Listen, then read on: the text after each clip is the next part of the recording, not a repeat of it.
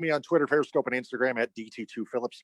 Follow Ed Smith on Twitter, Periscope, and Instagram at EdSmith313. And follow Frank Vashner on Twitter, Periscope, and Instagram at Frank_Vashner, VHACNER.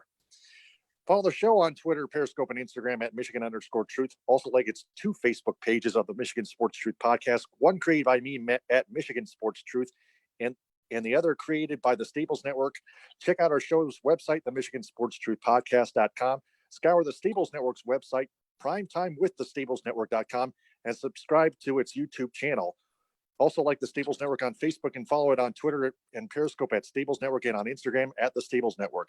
The Michigan Sports Truth podcast does not represent or defame any of the teams it covers, nor does it represent or compete against any of the mainstream media in the state of Michigan. It is also not for entertainment or debating purposes. It only detects, exposes, and reveals honest, actual, and hidden truth facts and statistics about them, because the truth is out there. So lots to talk about. Let's go ahead and get at it. More coronavirus sports headlines to bottle up. Starting with the NHL, they postponed the draft, the scouting combines, and the award show, and they've been discussing that the season could continue in July and end in August with a Stanley Cup final. Also in Major League Baseball, the Colorado Rockies were proposing to MLB Commissioner Rob Manfred the idea of a 7-inning doubleheader. Also, Mark Cuban, owner of the Dallas Mavericks, being optimistic about the NBA season being that would continue in earlier than June, but it might resume in July with the finals in September. Also, Pistons power forward and center Christian Wood fully recovering, thankfully. So I'm glad he's healthy. Also, the Olympics has been postponed. So, Ed, we're going to start with you. First off, in our state, Christian Wood, glad he's fully recovered, but still other questions that need to be answered. I'll give you I'll say 7 minutes. Go. All right. Thanks for the opportunity. By the way, I'm doing fine as well as my family. We've been keeping in contact through this time period. I hope everybody else is still following the guidelines, the whole usual, wash your hands, sanitize, all that good stuff, but also paying heed to what the Governor Whitmer's stay-at-home order for the most part, obviously with the non-essentials being advised to stay at home. So I've been doing my part, trying to make sure myself, my mother, everyone else that I know is as safe as possible. So it's an effect, not just the sports world, but like I mentioned, all of our worlds has been affected by this. The fact that you got sports organizations, mammoth, big-time sports organizations and leagues either closing down shop or having to massively scramble, reschedule should be an indicator of what kind of unprecedented event they were going through.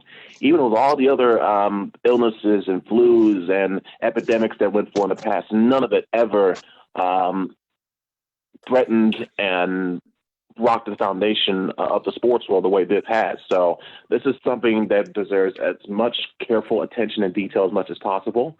And we need to stay advised and be safe and be better safe than sorry. Now, on the positive front, very happy to hear the good news regarding Christian Wood. I think it could be an example of once we see more players that are already positive continue to follow the guidelines, which is self-quarantine, isolate, practice social distancing, stay at home, do not risk spreading and infecting others. Once we see more and more people follow that, that could be one reason why Mark Cuban may be optimistic of the league reopening earlier than anticipated. But it's still only one player that we know of, whereas the deal regarding the Brooklyn Nets, namely Kevin Durant, having tested positive for it, 2 players on the Los Angeles Lakers testing positive for it as well, and not to mention the rest of the entire league having to adjust and quarantine themselves because you don't know who could or could not have contracted this, I should say.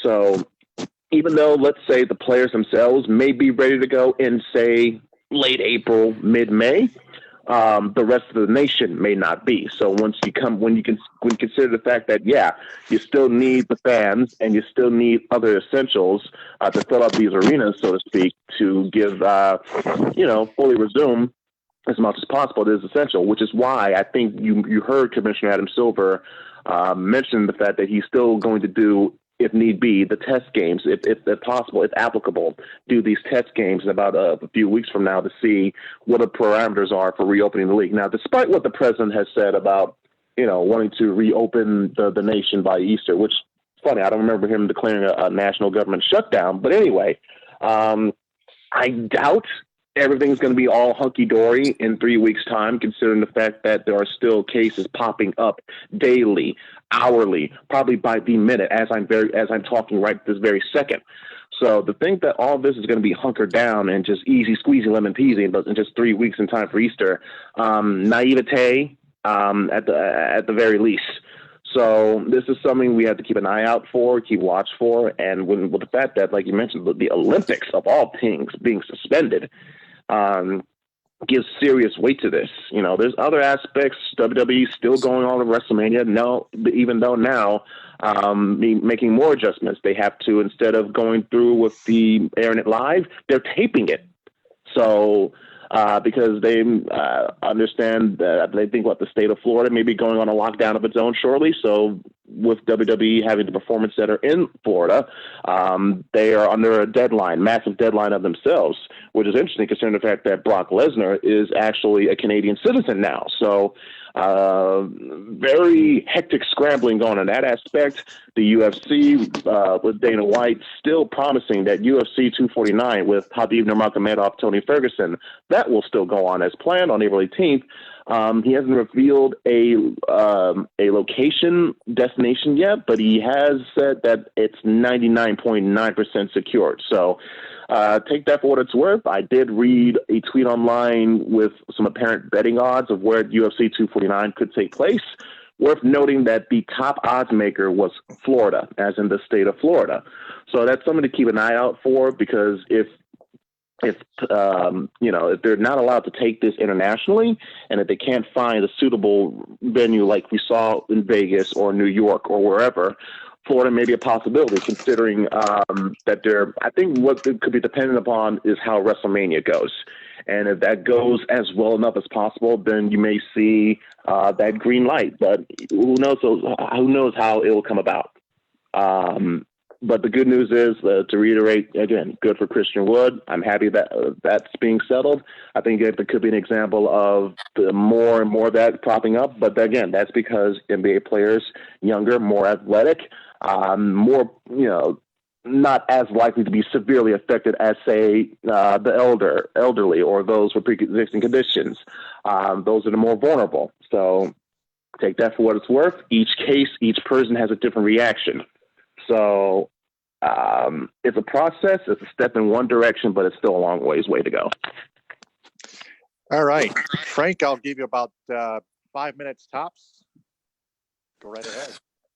Well, first off, I'd like to let everyone know that I'm still doing well. I've been house sitting for the last few weeks with 3 black labs. Don't worry, they are all in a separate area of the house right now, so nobody will hear them. Thank you very much.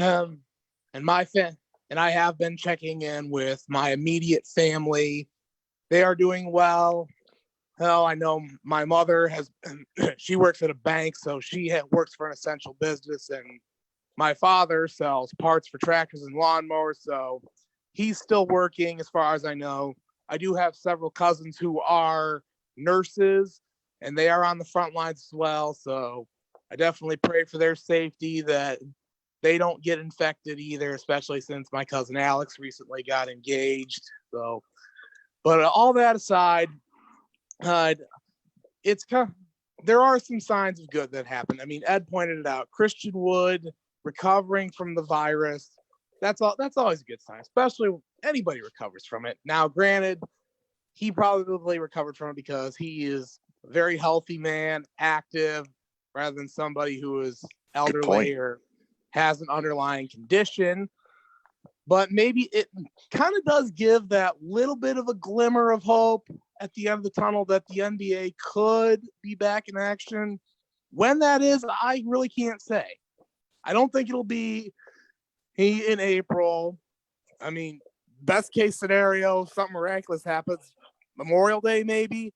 But I think a return in June is definitely not out of the question. So hopefully we can get that back to action now, whether that's resume the rest of the regular season or just jump right into the playoffs.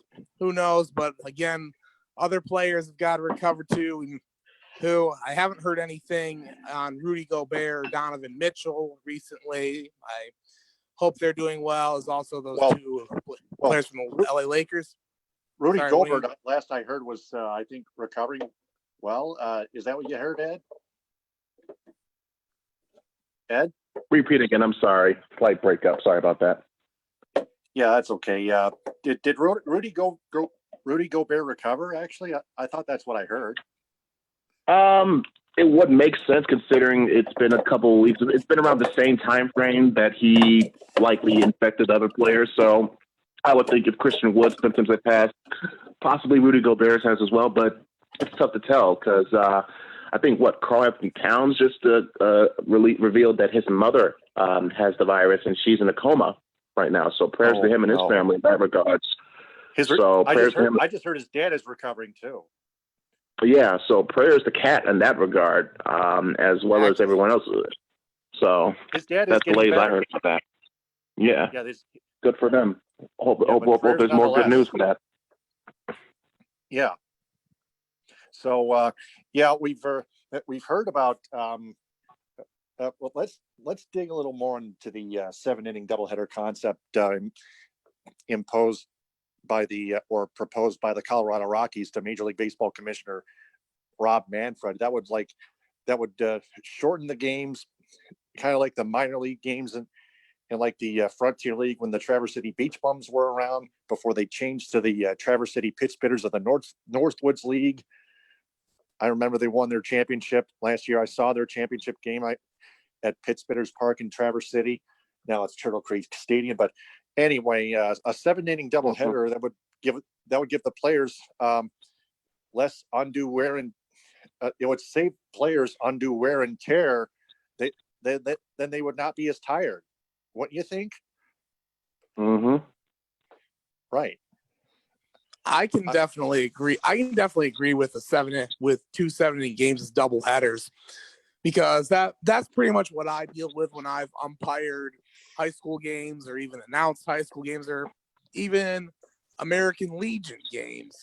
Those doubleheaders are 7 innings, and yeah, they don't drag on it. They don't drag on as long. It's less wear and tear on the players.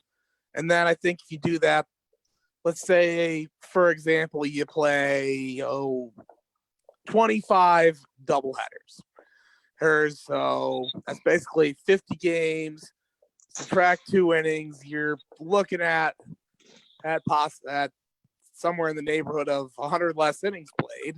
I mean, that could skew stats a little bit, but again, that's 100 less innings that you have a pitcher out there, they're pitching, players are rested, and then you can possibly compact the season a little more. And God forbid, hopefully, you're not finishing up the season at Christmas because that would just be asinine.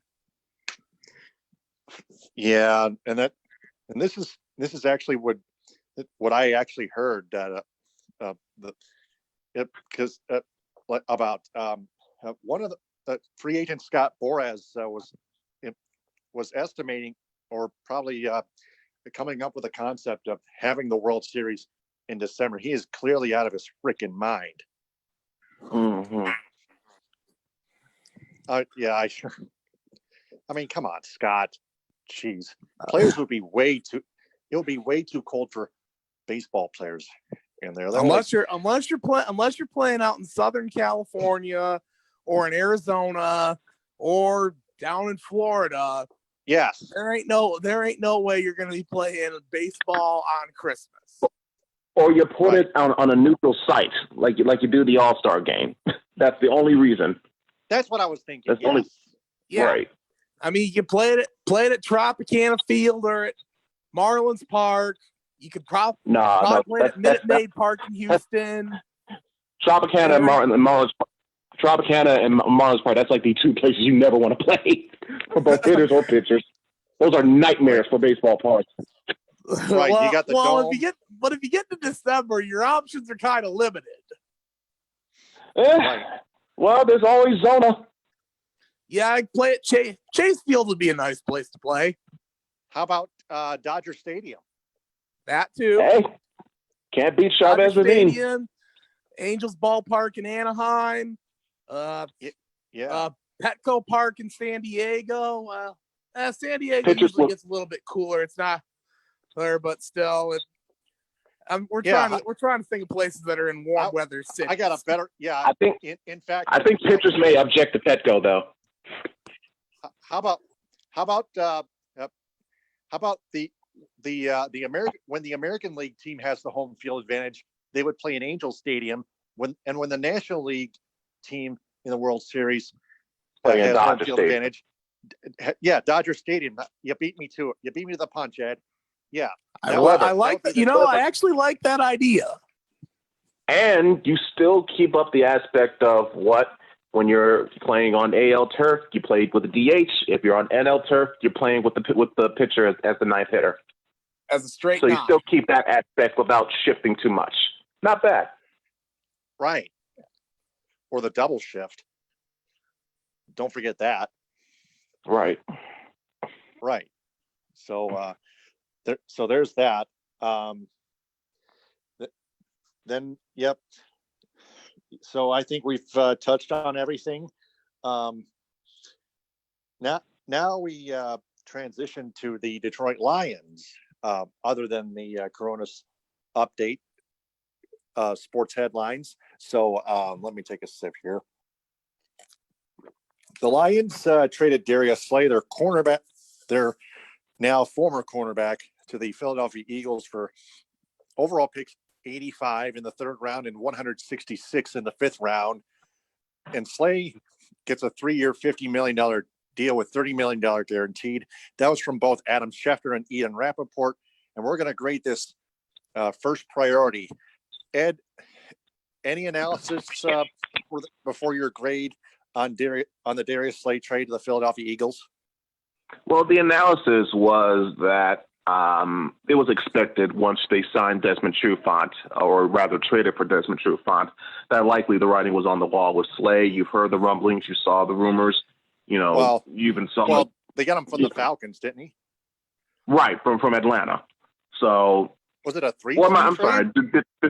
The Trufant? No, they signed Trufant, right? Because he was. Yeah, it was not a trade. That's correct. Right, it was free agency. My apologies, but yeah, even still, the fact remains, once they brought in Trufant, it was like a writing on the wall type of deal, because we have heard for quite a while now of Slay not feeling happy with the organization, or with the team, or specifically with the coaching staff.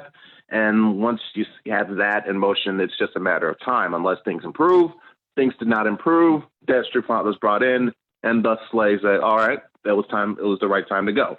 So that didn't surprise me, and obviously, with the contract that he signed, you knew the Lions were not going to pay him that money. They just weren't. So rather let him walk away and leave for nothing, just get something in return. Now, I would have liked if you had gotten, let's say, maybe a second-round pick out of that, because that is your best cornerback that you were giving up here. And you mean to tell me the best you could have gotten was the third and the fifth? I doubt that, but okay, let's play with it here.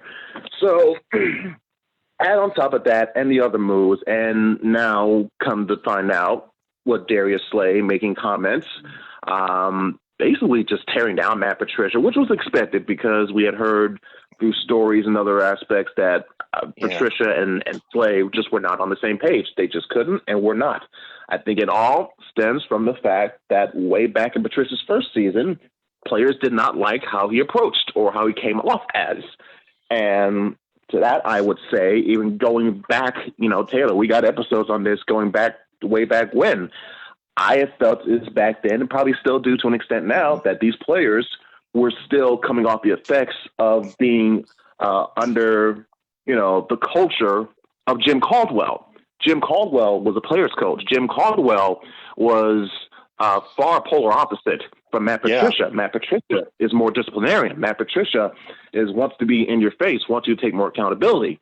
Granted, he has not had the resume of making it on his own, where he has the gall or the niche to come in and be the head, act like he's the head honcho when he really has not proven himself. So that I understand.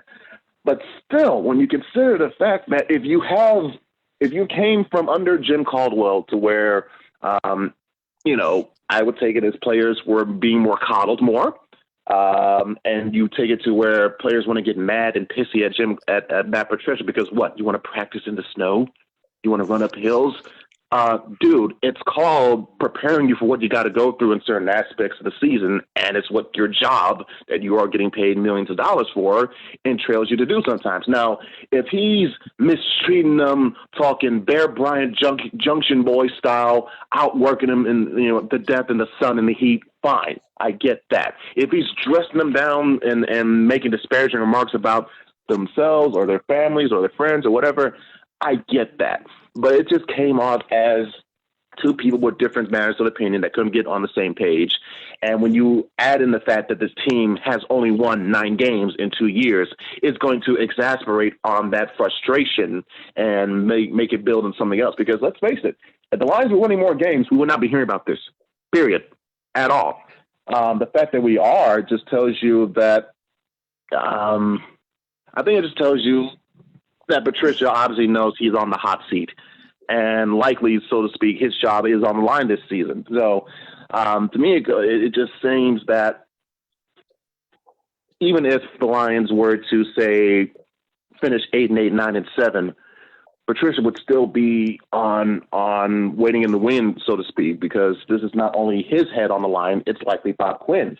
And the fact that you have Dan Orlovsky now, of all people, starting to react to this, give his own 2 cents on the matter, I appreciate the fact saying that the Lions as an organization, do have a problem. I appreciate him admitting those exact words out of his mouth. However, he didn't take it a step further or a step far enough. He was trying to lay this more so on the head of Matt Patricia by not taking it further to the very top, which is the Ford family. There is a reason why this Lions team, this organization, this franchise has had only one playoff victory in the past 7 decades. Okay? It is the operational. Well, yeah, but when you bleed it all together, it's 7 decades almost. Right. So going on. Yeah, going on. I digress. The Ford family is at the main root. Why do you think Barry Sanders walked away? Why do you think Calvin Johnson walked away? Why do you think they're wasting Matthew Stafford right now and we let Sue do it for nothing? Think. Right. Frank, any thoughts on that? Think about it. Kind of tough for me to top what Ed had to say, but I did pull up what former Lion backup quarterback Dan Orlovsky had to say about Matt Patricia.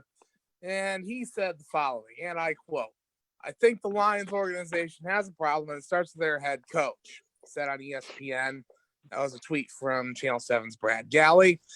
And also, with regards to Darius Slay, Orlovsky said, "When you haven't awarded that type of clout, you go into that meeting room, players look around and say, why is he talking to one of our leaders?" Now, here's the thing. Granted, I didn't think too highly of Darius Slay as a leader. I thought he was very talented. I thought he was a great player. But at the same time, I also thought he had a little bit too much going on between the ears and that he was kind of causing more of a divide in the locker room than actually trying to fix it and be that leader. However, that doesn't necessarily excuse Patricia for the poor job that he has done. Now, granted, I will admit him being more of a disciplinarian and trying to push these guys to be their best. I don't fault him for that. But at the same time, like what Ed said, if you've got a problem with the head coach, go talk to the owners. I know they may be inept, but say something to them. And if if they say, okay, and step in, tell Patricia, okay, you better change your style up, or there's the door, don't let it hit you on the rear end on the way out. Or they'll say, well, you earned yourself a trade out of here. But that never happened now, did it? So if you're supposedly a leader of the team and a team captain, the players below you are looking to you to go talk to people higher up when problems arise. But rather than do that and being mature and acting like adults, you act like a little kid who doesn't get his way at Toys R Us, and you just pout and spout off to everyone. Yeah. And that pretty much tops the cherry on the Sunday. Now, it's hard to believe Dan Orlovsky, he was usually a Lions Kool-Aid drinker from what I can tell, but now he just let his heart out all the way. I wouldn't say Lions Kool-Aid drinker. I would say Stafford apologist or Stafford defender. There we go. Don't get me wrong. I'm Team Stafford but myself, but, I can recognize when Matt has not been always at his best. Right. And Matthew Stafford has now been with the Lions for 11 plus years, going on 12 now. Wow. Still no playoff wins. That's that reminds me, by the way, if I could go on a brief tangent about the whole Caldwell thing again, because I just had to get off my chest. Fans want to complain and moan about oh man, why did they let Jim Caldwell go? Jim Caldwell was so great for us. Like, really? You should not pay attention to the fact that, okay, yeah, he won 11 games, made the playoffs in his first season. Note, that was mostly leftovers from Jim Schwartz's tenure, and you still had Ndamukong Suh at his peak. Then what happened the next season? You started 1-7, got bombed. The year after that, hey, you made 9-4, only to lose your last 3 games, blow the division, and get destroyed by the Seahawks. 2017, you lost to the freaking Bengals, for God's sakes. If you had just beaten the Bengals, you would have had a good shot to make the playoffs, if not gotten it outright. So, and Jim Caldwell couldn't know a second half adjustment if it hit him upside the head with a baseball bat. That's how inept he was. Okay, he kept Jim Bob Cooter for far too long. For one, okay, and it's just absolutely no. And when you have a man who worked on teams such as the Baltimore Ravens and the Indianapolis Colts, known for the defense, and yet you have a defense that continues to fail year after year, okay, that's not just a coordinator problem, that's a coaching problem all around. So Jim Caldwell was given more of an opportunity to do what he was supposed to do. He did not get the job done, thus he was let go. And I will say the same thing, Matt Patricia. If he does not get it done this year, he deserves to go as well. All fair. All that's fair to say, period. Yeah. So there's your lesson learned for those who want Caldwell back. And it's been driving me crazy for like 1 or 2 years now. Hey, we want Jim Caldwell back. My ass. Lions. And I mean, Taylor, if I may, I hear a lot about that all the time. They'll say, "Oh, well, he was the winningest coach. He wasn't as bad as Marty Mornhinweg or Rod Marinelli." Give me a break. They won 11 games in spite of him. If you can't see that, I have no hope for you. Those were the words we've been looking for. Yeah. And I mean, we may have to dig this story up for our vault segment from Jeff Moss of the Detroit Sports Rag about how anyone who claimed that Caldwell being fired was the Ford family being a bunch of ardent racists. Get the hell out of here. If they were racist, would they have something against black players? No.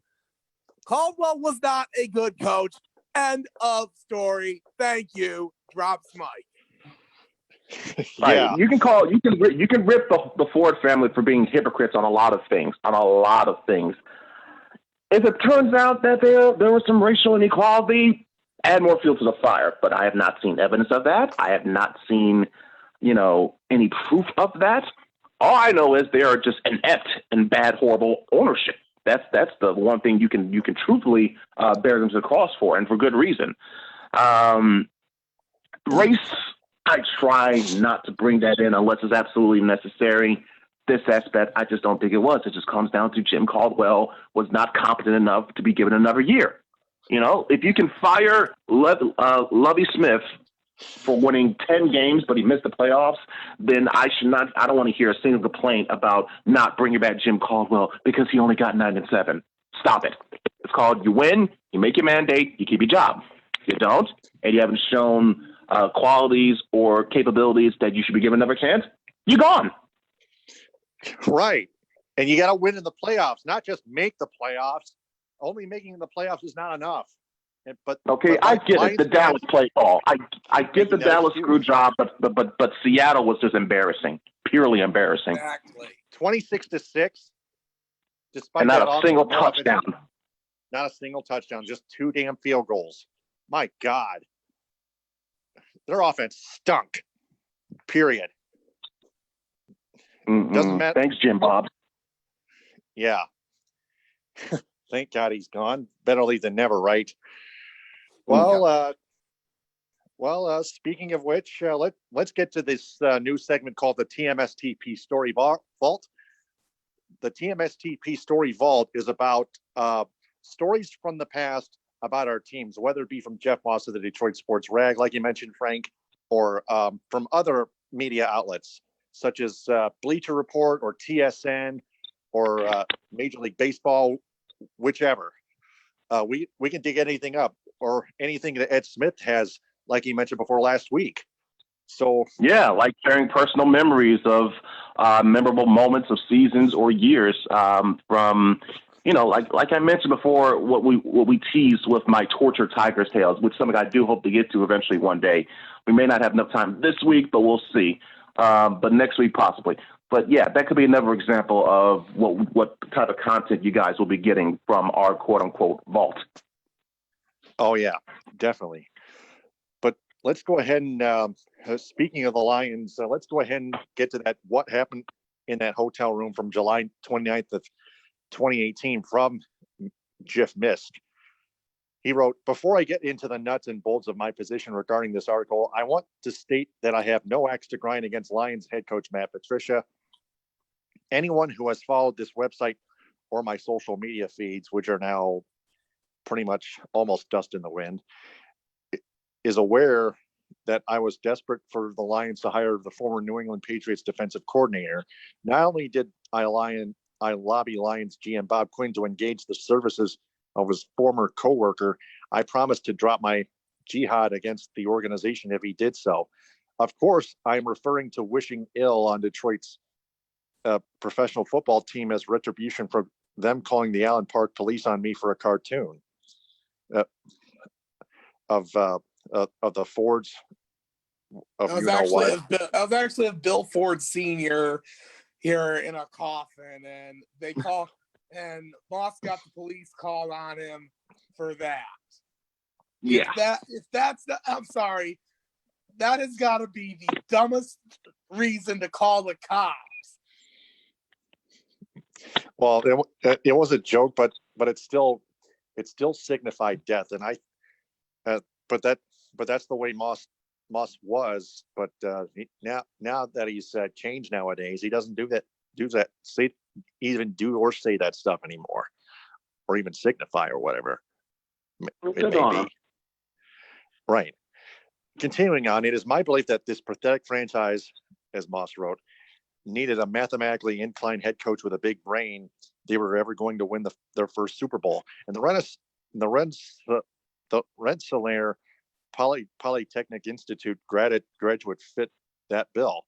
After decades of dopey coaching from the likes of Darryl Rogers, Wayne Fonts, Monty Clark, Marty Mornweg, Ron Marinelli, Jim Schwartz, I may add, which is not listed, and Comatose Caldwell, it was my opinion that the Lions needed a little rocket scientist to propel them to their first playoff victory in 27 years. And I was granted my wish on February 5th, officially.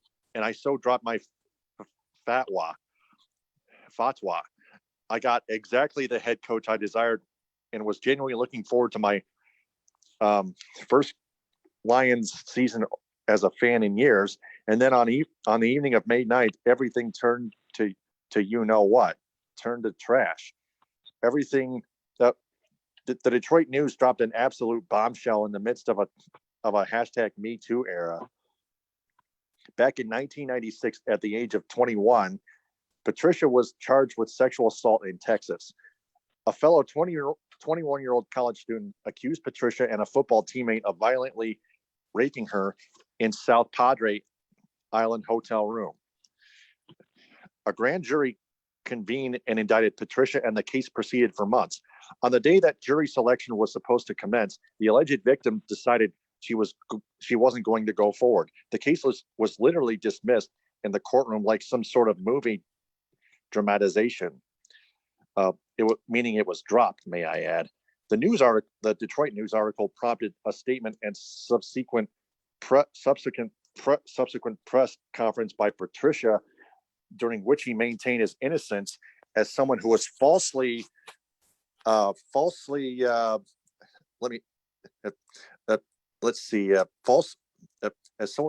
accused of this very serious charge over 22 years ago. And never given the opportunity to defend myself and clear my name. I find it incredibly unfair, disappointing, and frustrating that this story would resurface now with the only purpose being to damage my character and reputation. I firmly maintain my innocence, as I have always done. It was an awful statement that wrongfully attacked the Detroit News for posting the article. Sorry, Matt, but it is news that the Lions' new head coach was once indicted for sexual assault, and the case was dropped on the courthouse steps only after the alleged victim decided not to proceed. To make matters worse, Patricia refused to answer any questions about the case at the press conference. He actually walked out when reporters were asking what occurred in that South Padre Island hotel room. The woman had accused Patricia of bursting into the room and raping her. Other than his vague comments claiming innocence, Patricia refused to address any aspect of the story. It seemed then to be a strategic response by some crisis management team.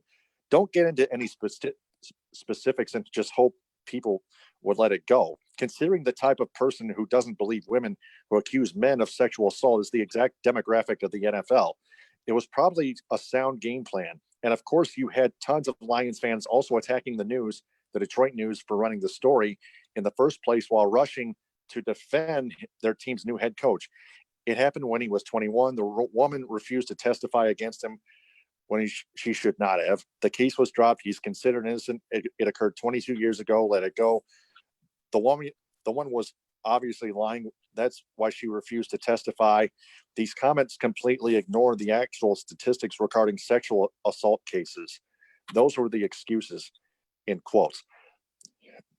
Study after study showed that the percentage of false sexual assault accusations is the lowest single digits, somewhere around 5%. And what is the percentage of rape cases where women either never file a complaint with the police or refuse to cooperate with an investigation? That number is estimated at 63%, 63% to 5%. Compare that. No, that's not the score of the last NFC Championship game the Lions played in against Washington in 1999. Those are the figures you should be concerned with when deciding if Patricia might have actually done something extremely nefarious to that 21-year-old college student. It goes without saying that in the eye of the law, Patricia has been exonerated. But that's not the measure we're dealing with here, people. Please tell me how many days Louis C.K. has spent in jail for masturbating in front of women. The answer is obviously none, but the funniest man in America hasn't performed live in almost a year. His movie was pulled from distribution. Kevin Spacey currently couldn't be cast in a high school performance of Speed the Plow, and he was never indicted for anything. Charlie Rose was fired from his TV show. Steve Wynn lost control of his casino empire. Al Franken was forced to quit the Senate. Matt Lauer got booted from the Today Show. And yet none of those men were criminally charged with anything. let alone wear a suit and tie to jury voir dire, only to find out their case had been dismissed, which leads us to the defense most Lions fans raise when this subject is discussed. Patricia must be innocent because his alleged victim refused to show up for court that day. This is patently ridiculous. There are hundreds of reasons rape victims decide either not to pursue charges against their assailant or decide at the last minute not to show up for court. The main reason is the alleged victim is usually the one on trial once the case starts. And some women do not want to go through the process of having their character assassinated in open court. Some state that the trial actually feels like another assault. Is it really too hard to imagine why Kobe Bryant's alleged victim wouldn't want to answer the questions regarding the number of different semen samples found in her panties in front of a bunch of strangers, or why Bill Cosby's accuser wouldn't want to listen to his attorneys call her a greedy con artist prostitute? Would you want to be bullied by William Kennedy Smith's attorneys about how many sexual partners you have had in the past? I could go on and on listening to these sort of high profile examples, but I would hope my point is made. There are a plethora of possibilities as to why Patricia's accuser didn't want to show up at the courthouse that day. And his innocence is neither the only one nor the most logical. None of this makes Patricia guilty, but we are deserve some answers, and Patricia has refused to provide any at all. During that press conference back in May, the reporters in attendance did try to get Patricia to answer those questions, but he walked out on them in the middle of their questioning. But where does it say that Patricia never has to have those questions asked again just because he decided to exit stage left that afternoon? The NFL compels head coaches to give plenty of press conferences, and Patricia has already interacted with the press during recently opened training camp. Sorry, I really don't give a rat's ass about the development of Kenny Golladay or Marvin Jones' injury or the team's goal line offensive plans. I want to know what occurred in that hotel room from Matt Patricia's own mouth. And every press conference should include questions about March 15th, 1996 until Patricia decides to answer. And he wants to continue to attempt to no comment his way out of it. It shouldn't go away. You might be thinking to yourself, if Kyle Mikey or Dave Burkett, the rest of that is stuff. But anyway, at the end, the Detroit sports media can do its job, or we will be forced to crowdsource funds for a Ronan Farrell appearance at Ford Field. That's the DS. That's from Jeff Moss at the Detroit Sports Rag. So this was the entire lowdown of that article. So Ed, we'll start with you. I'll give you probably 5 minutes or so, because I probably don't think we're going to have enough time to do the Chris Ilitch stuff. We'll probably have to do it next week. So Ed, go ahead. 5 minutes, go. Man, this was something that you and I, Taylor, had discussed about and broached about on previous shows before, when this issue was relevant and should be still relevant no matter what. And just the Patricia example, I'm just using that as an example of the overall topic of discussion of things like this happening and continuing to happening. Something like this really can't be pushed aside or swept under the rug. Whether or not a crime was committed, or you want to believe one side or the other, it was probably imperative to get more of a clear understanding, a clear-cut answer of what really happened, where you want to choose to believe the answer or not. Now, I don't know if Patricia, as a result of this case, was under some sort of NDA where he couldn't fully talk about the full details of it, other than say, yes, I did it, or no, I did not. I'm not sure about that. I'm not sure if one of those was type of signed. I am fully aware, though, of the types of things, stigmas that victims and survivors do go through, where they don't, and the trauma, the psychological, mental trauma that they go through, that will lead to them not wanting to press forward with charges. But unfortunately, it is that fear, though, that allows other predators to thrive and perspire and advance to the next one. Now, there are examples that Moss listed that I will agree with, like, say, Bill Cosby. I agree with that. The Kobe Bryant issue, different matter. I have my own thoughts on that, my own beliefs of that. If you boil down to what I think, I will be honest, I would tend to lean more towards the side of Kobe. But regardless of who you believe or not believe, it is an issue. And I think Kobe himself recognized the magnitude of that incident, which is why he himself personally made an apology to the young woman who accused him. Now, whether you want to take that as him admitting his guilt or just acknowledging his part in a very messed up situation, fine, but that's not for me to decide. And like I said, people had plenty of time over the years to ask this to Kobe before he died. So that's just me. You had all this time to ask him this before he died. Why do I know this now? I don't get it. But still, in regards to Patricia, he feels that he made his answer, and with the help of the Ford family or whatever, this issue really wasn't brought up too much, I would say, by media or media members.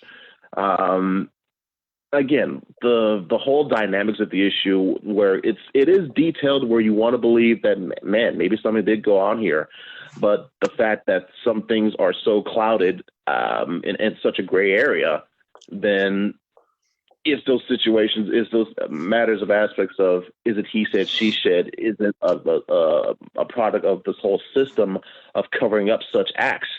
And granted, at that time, we didn't have a Me Too movement or moment like we had now, that type of climate or atmosphere where it was okay for victims and survivors to speak up and support each other more and not worry about backlash. We didn't have that type of support system then as we do now. So if that was available, and again, I'm not sure if, correct me if I'm wrong, was DNA possibly mentioned as this? If not, then that's another aspect that we don't know for certain of. Bad situation. I really hope he had not done this, but again, it just speaks to how men for years were able to get away with things such as this. And I'm glad now people are starting to speak up on that and trying to hold more people accountable and stop this from ever happening again.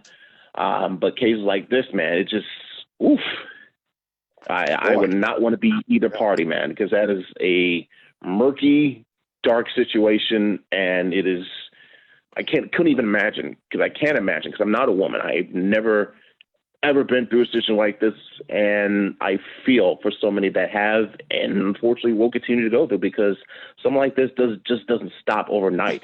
You know, it doesn't stop suddenly. You have to build upon that. You have to build a foundation to slowly eradicate it, and it's going to take some time. But I think what we've seen with the Me Too movement, the Time's Up movement, among others, is that we're starting to see more of that accountability being held, whether it be people losing their jobs over this, whether it be people actually going to jail, like Bill Cosby, like Harvey Weinstein, like R. Kelly, for instance.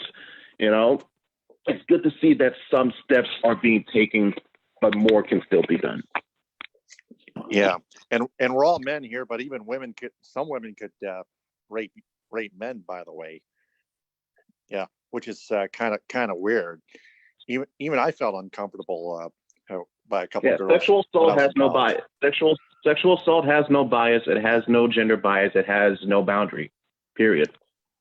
Right, Frank. I'll any short follow up on that? Well, I will say this. I mean, when I found out about this whole deal almost 2 years ago, I have had my fair share of questions, and pretty much all those questions have gone unanswered.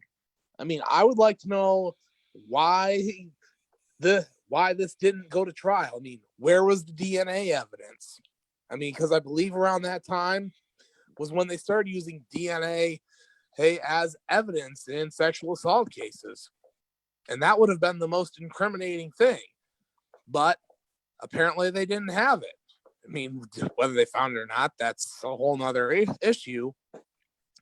But also why this still never was continued to be asked about. And it was basically after Patricia vaguely maintained his innocence, said, okay, nothing to see here. No, there's something here. He was indicted, and he wasn't. I mean, while he may have been ruled innocent in the eyes of the law, since this never got to trial, there were still a lot of questions that remain unanswered. But now I happen to wonder if we will ever have those questions answered, because I mean, I don't have in front of me the statute of limitations on sexual assault crimes in Texas, which is basically coming up on 24 or maybe even 25 years. And if that expires, then this is pretty much going to go the way of the buffalo. But yeah, I still wonder about this. I mean, I've talked with several people, and a lot of them say, well, if he was indicted but never was convicted, and they look at that saying, well, okay, no conviction means he's innocent. And like I said, yeah, in a courtroom, it does. But dealing with public opinion, we don't know what happened. And I'm not going to go. And for one, am I saying that Patricia is guilty? No, I don't know if he's guilty.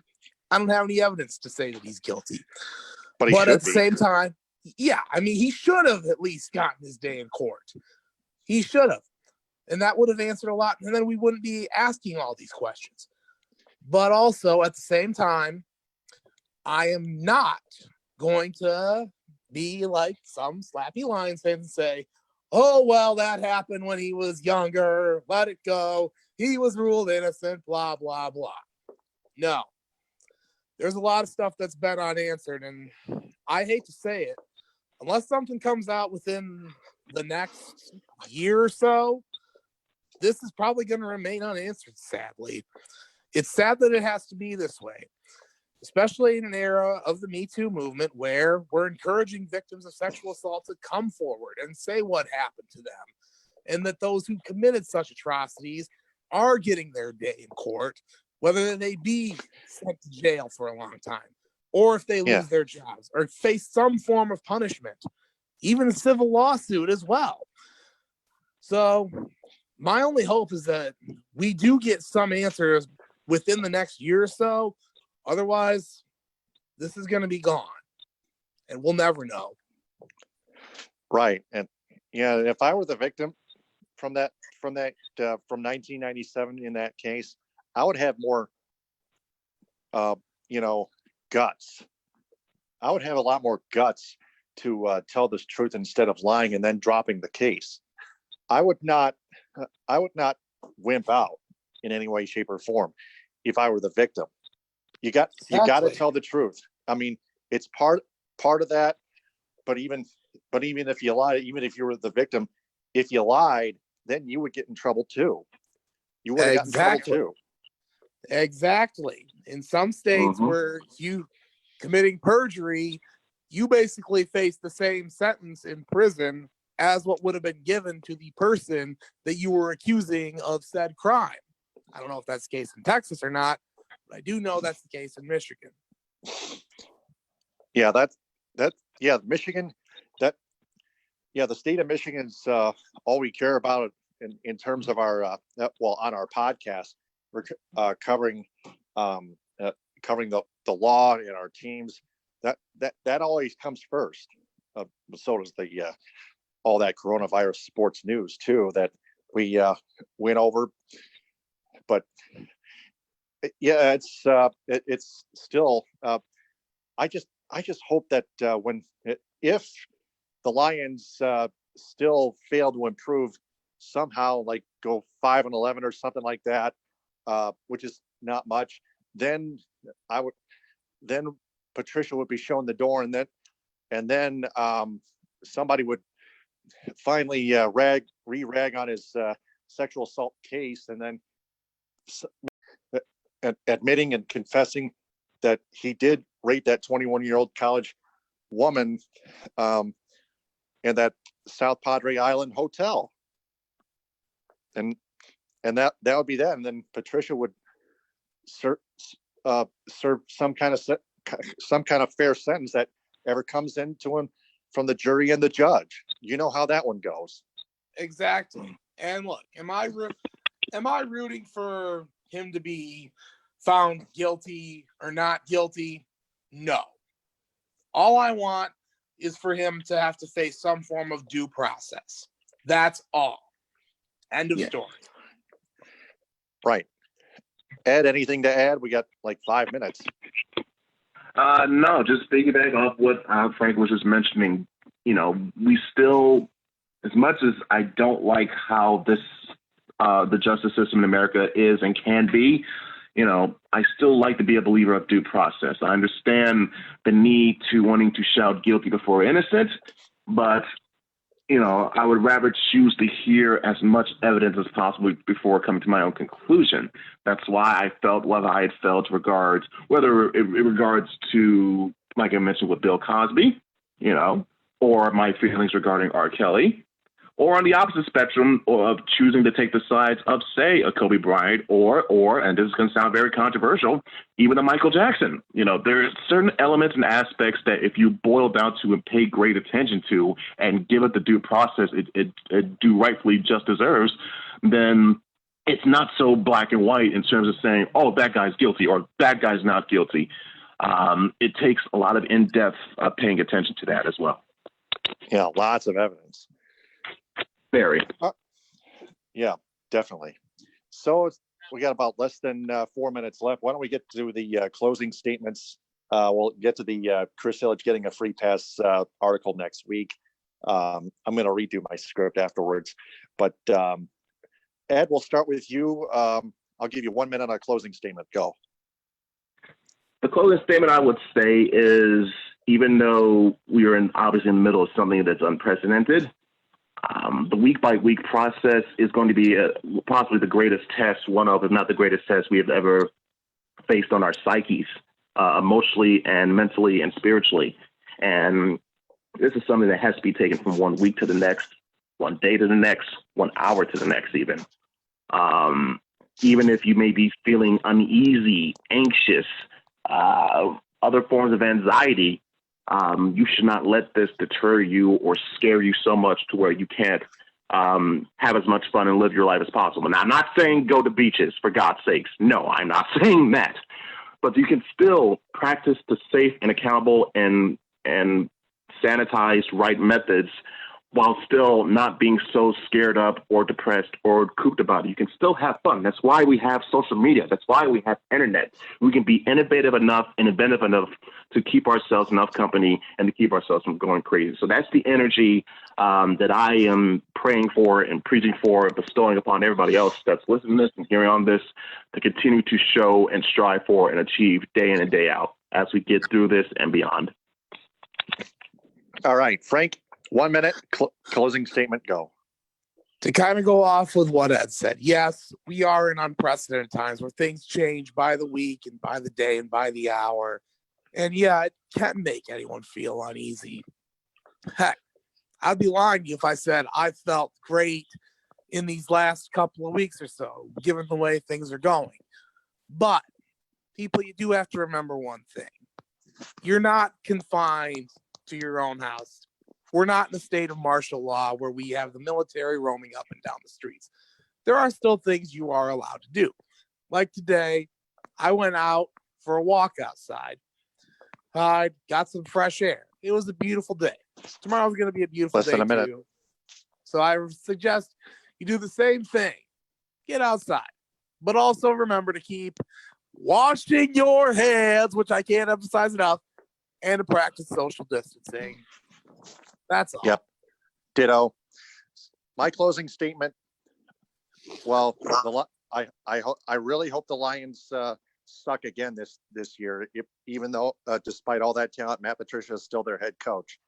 The draft may be postponed, so be it, with the coronavirus and stuff. But the Ford family needs to be taught a lesson. So that's going to do it. Listen to our episodes later on Spreaker and all the other podcast platforms. For Frank and Ed, I'm Taylor Phillips. We'll talk next week, Wednesday at 11, with another segment of The Vault with the Chris Ilitch story. Till then, thanks very much for listening, downloading, and sharing. And remember, the truth is out there. TTFN, ta-ta for now. Bon appetit. Hit him with a Heinrich. Rest our case. Stay safe. Stay safe, people.